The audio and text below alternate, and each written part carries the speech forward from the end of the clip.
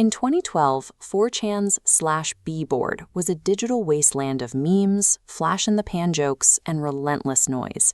It was an environment defined by low-effort trolling, making it the most unlikely origin for a high-level cryptographic challenge.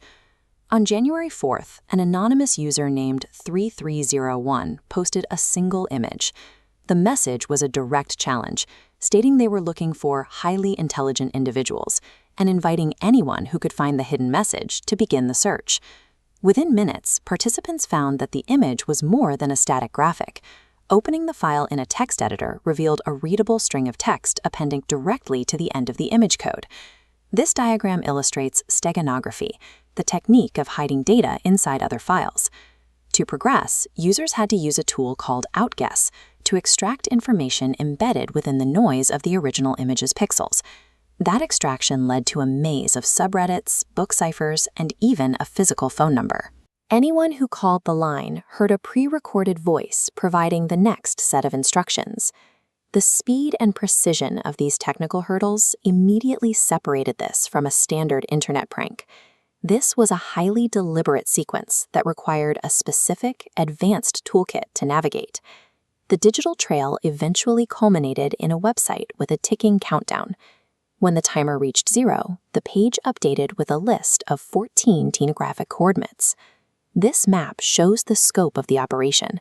14 locations across 5 countries were activated simultaneously, forcing participants to leave their screens and locate physical posters marked with a QR code and the cicada symbol. A global footprint of this size suggested a corporate-level budget. In 2001, Microsoft used a similar promotional campaign to market the film Artificial Intelligence. Viral marketing on this scale was also used to generate massive public interest for the release of Halo 2. The complexity led others to suspect a government recruitment drive. The British intelligence agency GCHQ used cryptographic puzzles specifically to find and vet new talent. The U.S. Navy has launched nearly identical projects to find recruits capable of operating within their intelligence complexes. By planting physical markers on different continents, the architects created an immense sense of scale. The internet was convinced that a massive, well-resourced organization was orchestrating the hunt. As the puzzle's popularity grew, so did the number of imposters posting fake clues. To keep the project on track, Cicada 3301 introduced a way to verify their official messages. This diagram shows the PGP signature process.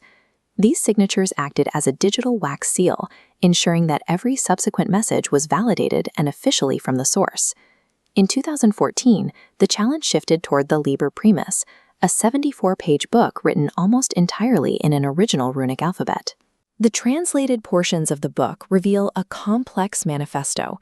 It is a doctrine that champions absolute digital privacy, anti-censorship, and the belief that information should be free. The selection process grew increasingly exclusive. At the end of the trail, the website closed to everyone but the first few arrivals, leaving a final message for the latecomers: "We want the best, not the followers."